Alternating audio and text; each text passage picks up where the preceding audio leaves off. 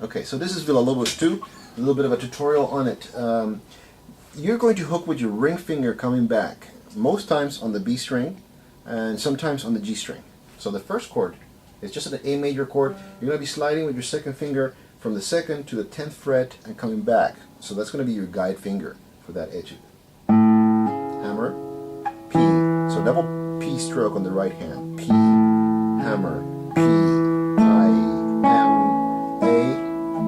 Then treble over here. I gets the B string. I, M, A. Pull off. Then again I, M. And as you come back, you're going to hook that B string again with A, M, I, P, and repeat.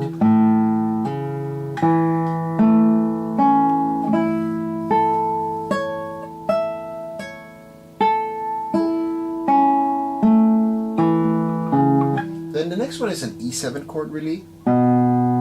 So P, I, hammer with 3, turning it into an E major chord, right? P, I, hammer, M, A. Now that releases you to change the position on both hands. On the right hand, you're going to go straight to the G string. Sorry. P, I, M, right? And then you bring your pinky down for the pull off with A. Then M, I. And again, as before, you hook the B string with A. Pull off.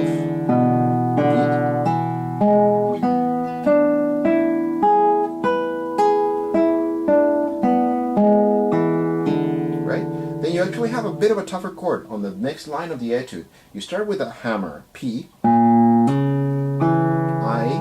M, right? Then you switch position to the 6th, and here you're on 6th position. 1 is on the G string, 3 is on the D, P, M on the B string, I, A. Now pinky's going to grab the G on the 2nd string with M, back to the open E, I, M, then P grabs that A sharp again on the G on the D string, and you're going to hook the G string with your A finger, M, I, and repeat.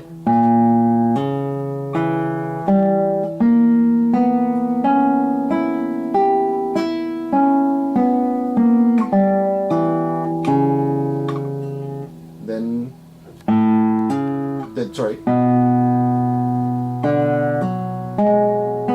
Right, so you're actually on a bit of a dominant chord. And this is a lot easier. You're shifting to 4th position. P, I, M, A, pull off, M, I. And as before, you're hooking the B string. Right?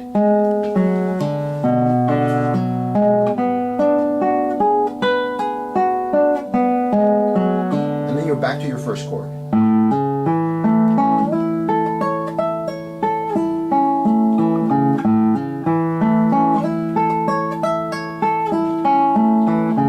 Turn that into a minor chord. You bring your hammer on over here. You're going to call the A minor chord.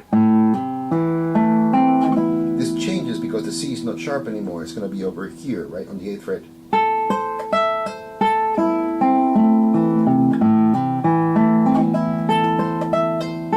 And again, always hooking that A finger on the B string. Right? Then you're actually going to go to an E major chord. Bar on the 12th. 2 grabs the G sharp, right? Because it's E major. Yeah? P, I, M, A, M, I. Then you're going to have to use your M finger on the E string so you can accommodate coming back to the B string with A.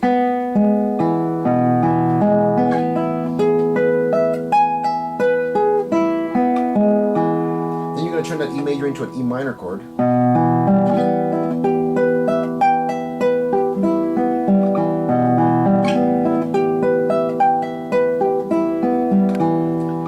Going to have a little bit of an odd chord. It's kind of like a dominant again. So you have a hammer from 1 to 4. P, I, hammer, M, A. Right? And then you're going to jump position to 5th position. P, I, M. Tuck in to do your pull off. P, I, M, pull off with A, M, I.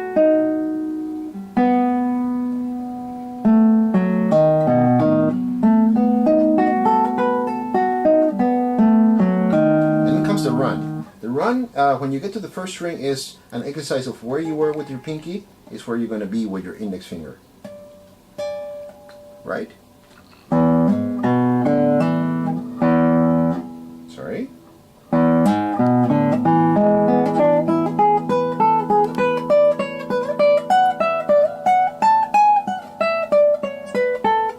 F sharp here, and open E to come back. And then you're back onto the first chord.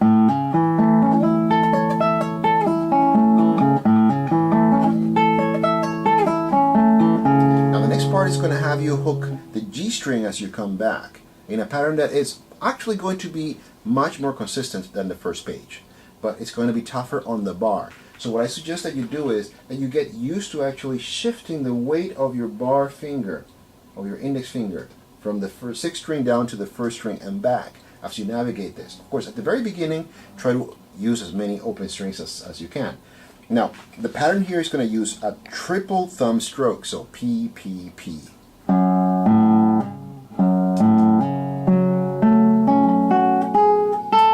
if you notice the right hand, P, hammer, P, I, M, I. So I is going to be the note of the pull-off, and you pull off. Consistently throughout most of these arpeggios, your index finger is going to be executing the pull-off. Then M, I, and then, like I said before, you're going to return with your A finger on the G string.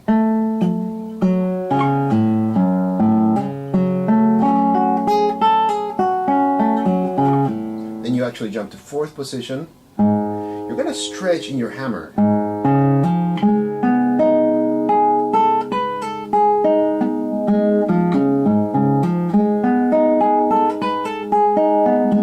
Notice how I'm keeping my third finger there. It actually helps. And I don't know if you can see from that angle how I'm actually shifting the weight of my bar so that I don't get so tired on this, right? Then actually you're going to move your second finger here, kind of like a Brazilian, very Brazilian chord.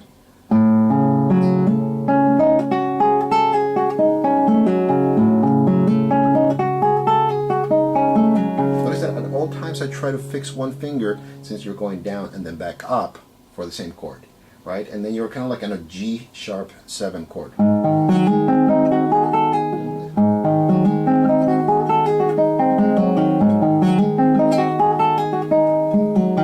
Then you actually jump all the way to 9th position for that C sharp chord. The same pattern, P, P, P hammer, I, M, I, M, then the pull off with I.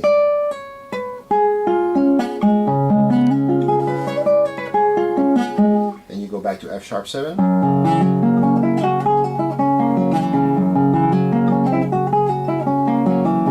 Then B7. Many books will actually have you do it over here, but it's so much easier to do this. This is the same formation that we did in the first page on measure 9. So we don't have to go over it again. It's the very same thing. Now this follows the same pattern that we started on the second measure of the second page. P, P, P, hammer, I, M, I pull off, M, I, and then hook with A.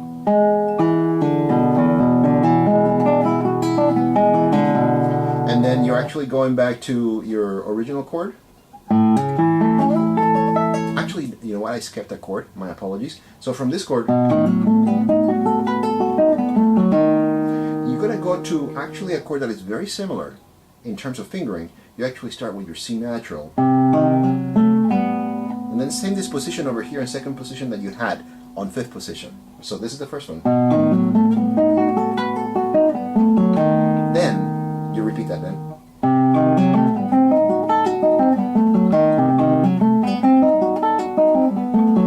And then comes your E major chord.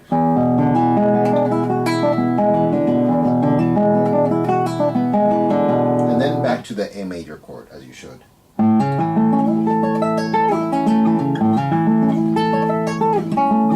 Then comes an F major chord. You're stacking 2 and 3 over here on the 10th fret. P, I, M, A, pull off. M, I, M, A, M, I. Again, so whenever we have to, we're going to have to sometimes use M on the open E string to get our A finger ready on the B string.